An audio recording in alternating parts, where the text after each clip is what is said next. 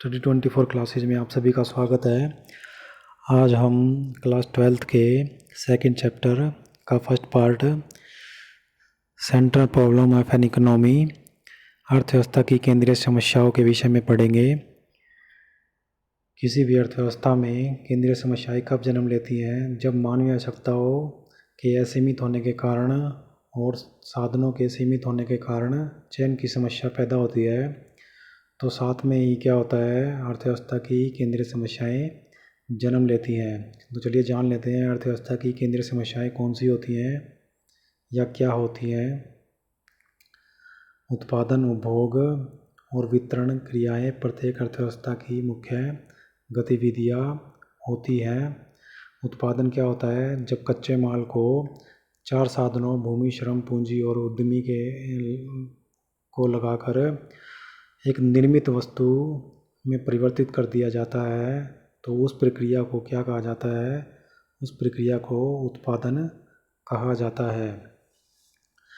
इसके बाद क्या है कि उपभोग क्या होता है? मानवीय आवश्यकताओं की संतुष्टि के लिए वस्तुओं और सेवाओं का जो उपयोग होता है उसे क्या कहा जाता है? उसे उपभोग कहा जाता है। उसके बाद जो है वितरण क्या होता है? डिस्ट्रीब्यूशन क्या होता है? जो 4 साधन लगाए जाते हैं भूमि, श्रम, पूंजी और उद्यमी उत्पादन के लिए, तो उनके बदले में जो धन इकट्ठा होता है, तो उस धन का जो बंटवारा होता है उसे हम क्या कहते हैं? डिस्ट्रीब्यूशन कहते हैं, वितरण कहते हैं। तो ये 3 क्रिया जो होती हैं ये आर्थिक गतिविधियाँ होती हैं, अर्थव्यवस्था की मुख्य गतिविधियाँ होती हैं। इन गतिविधियों के दौरान प्रत्येक अर्थव्यवस्था के सामने आर्थिक समस्या उत्पन्न होती है। इन तीनों गतिविधियों के दौरान आर्थिक समस्या पैदा होती है, आर्थिक समस्या उत्पन्न होती है। आर्थिक समस्या क्या होती है? वैकल्पिक प्रयोग वाले सीमित संसाधनों के जरिए असीमित आवश्यकताओं की संतुष्टि के लिए क्या किया जाता है? के लिए जाने वाली चयन की जो समस्या होती है, जो मैंने पहले ही बताया है कि असीमित आवश्यकताओं के होने के कारण और सीमित साधनों के होने के कारण हमारे पास क्या होती है? चयन की समस्या उत्पन्न होती है, जिस कारण से अर्थव्यवस्था की केंद्रीय समस्याएं जन्म लेती हैं। उसके बाद क्या है कि इस चित्र के माध्यम से हम समझ सकते हैं कि अर्थव्यवस्था की केंद्रीय समस्याएं कौन सी होती हैं। अर्थव्यवस्था की मुख्य 3 केंद्रीय समस्याएं होती हैं। सबसे पहले जो केंद्रीय समस्या होती है वो कौन सी है कि क्या उत्पादन किया जाए। दूसरी जो समस्या होती है वो होती है कैसे उत्पादन किया जाए। और तीसरी जो समस्या होती है किसके लिए उत्पादन किया जाए। तो मुख्य रूप से अर्थव्यवस्था की 3 केंद्रीय समस्याएं होती हैं। क्या उत्पादन किया जाए, कैसे उत्पादन किया जाए और किसके लिए उत्पादन किया जाए। उसके बाद जो पहली समस्या है उसके बारे में हम जान लेते हैं। पहली जो केंद्रीय समस्या है उसके बारे में डिटेल से हम जान लेते हैं क्या होती है। सबसे पहली जो समस्या है वो है हमारी क्या उत्पादन किया जाए।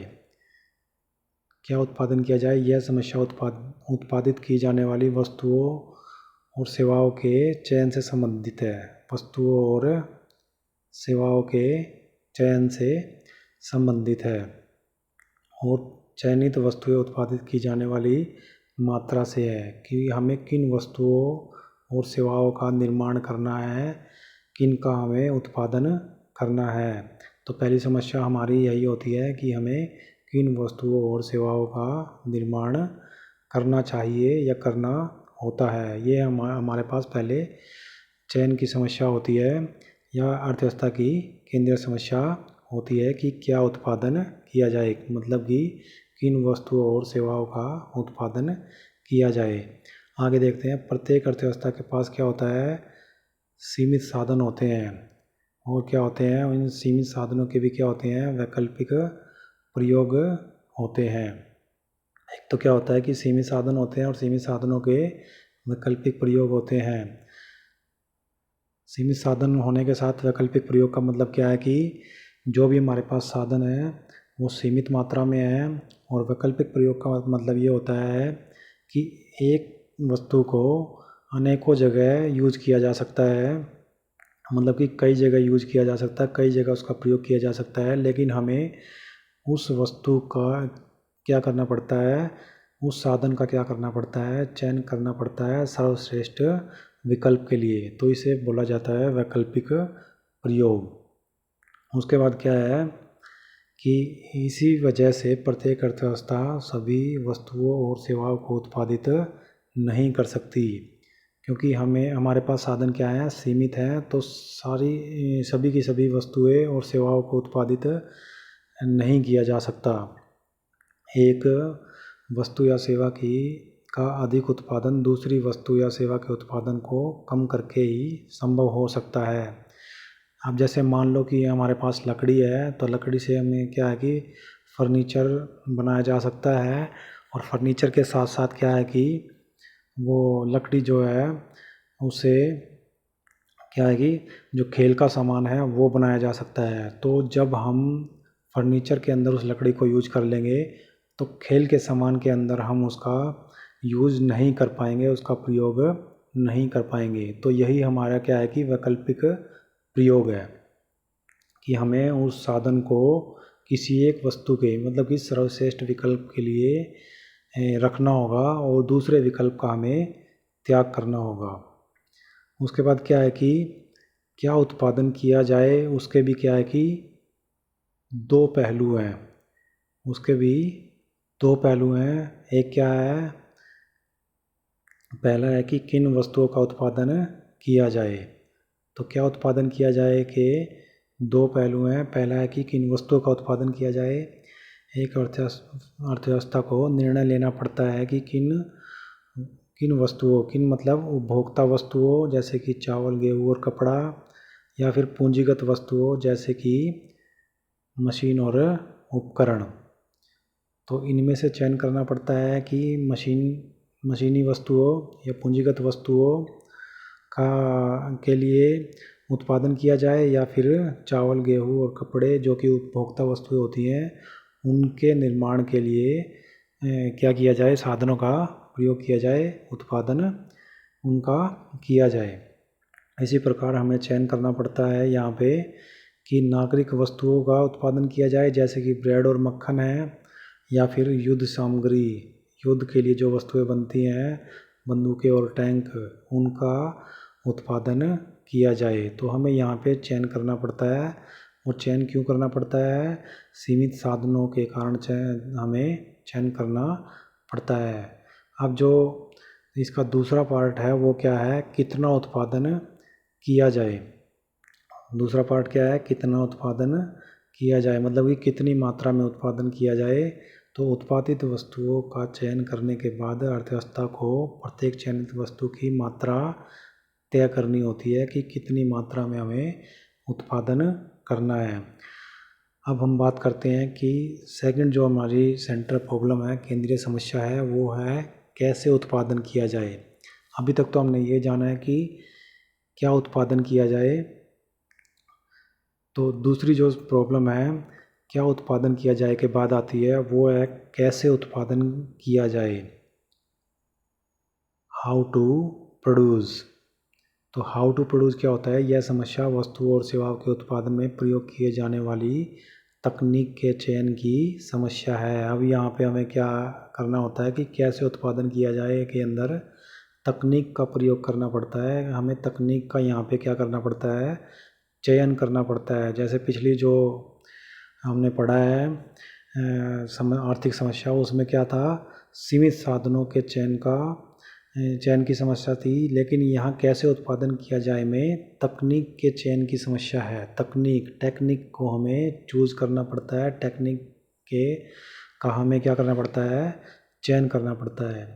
यह समस्या तब उत्पन्न होती है जब किसी वस्तु के उत्पादन में एक से अधिक संभव तरीके हों।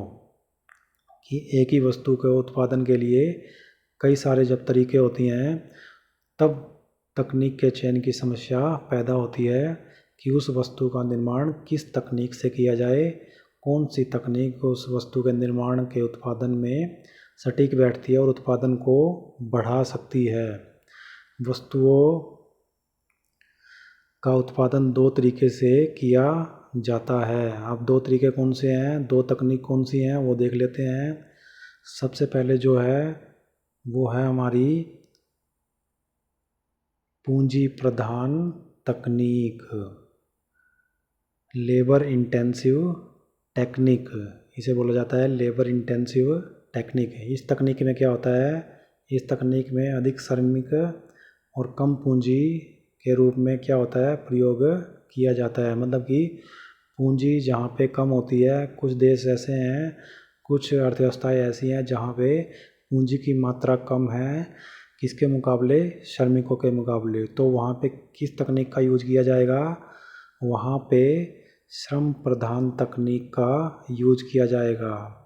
श्रम प्रधान तकनीक का यूज किया जाएगा क्योंकि वहाँ पे श्रमिक कंपैरिजन टू किससे, पूंजी से, मतलब कि श्रमिक पूंजी की तुलना में क्या है, अधिक है। तो ऐसे अर्थव्यवस्थाओं में श्रमिकों का अधिक प्रयोग किया जाएगा, श्रम प्रधान तकनीक का अधिक प्रयोग किया जाएगा। उसके बाद जो दूसरी जो टेक्निक है वो क्या है, पूंजी प्रधान तकनीक, कैपिटल इंटेंसिव टेक्निक इसे बोला जाता है। ये कहाँ यूज होती है, जहाँ पे श्रम की मात्रा क्या होती है, कम होती है, और मशीनें, पूंजी जो होती है वो ज़्यादा होती है, अधिक मात्रा में होती है कंपैरिजन टू लेबर।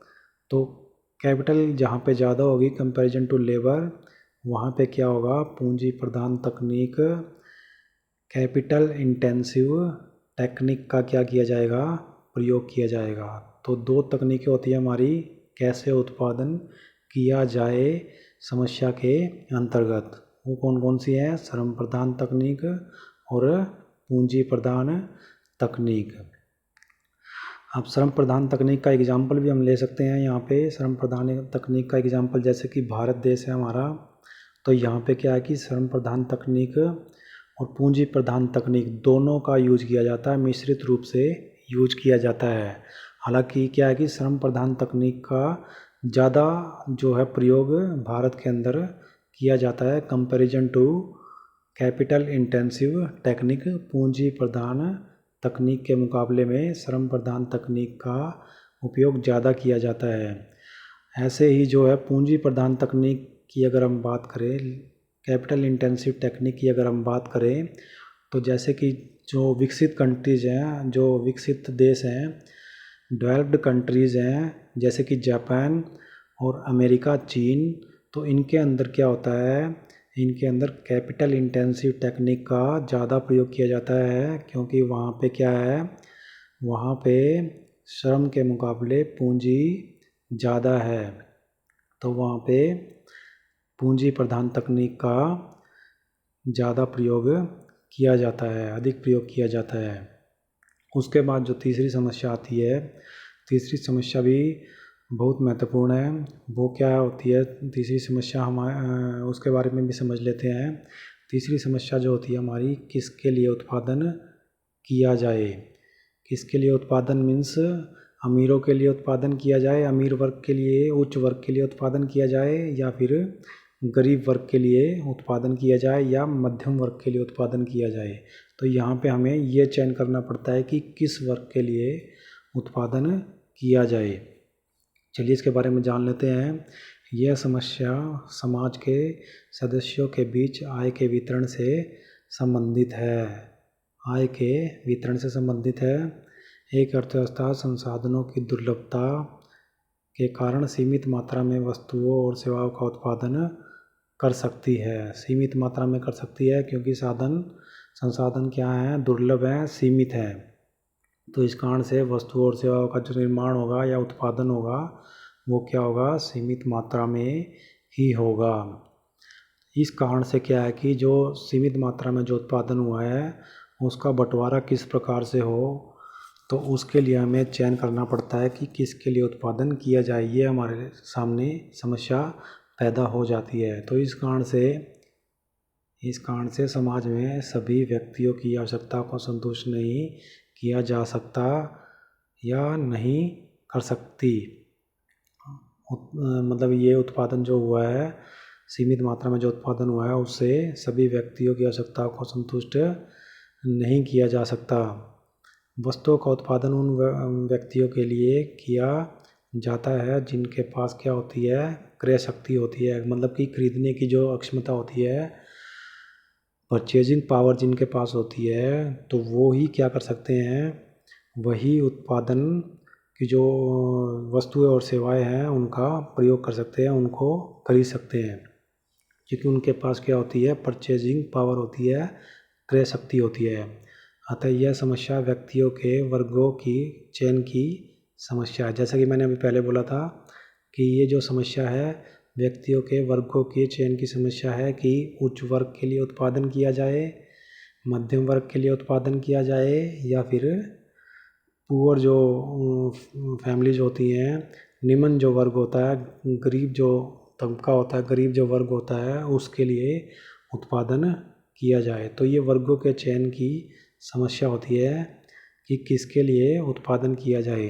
प्रत्येक अर्थव्यवस्था को चयन करना पड़ता है कि वह वस्तुओं का उत्पादन अधिक अमीर या फिर कम गरीब के लिए क्या करे, कम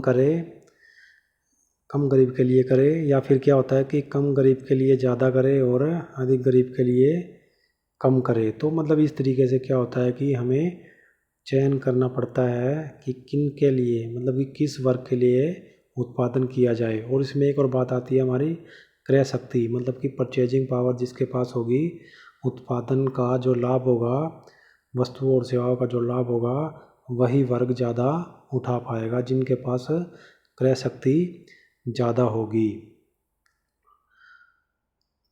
तो ये था आज का हमारा टॉपिक, अर्थव्यवस्था की समस्याएं या फिर आर्थिक समस्याएं। अगले जो टॉपिक में हम उत्पादन संभावना वक्र के विषय में बात करेंगे। आज के लिए इतना ही, धन्यवाद।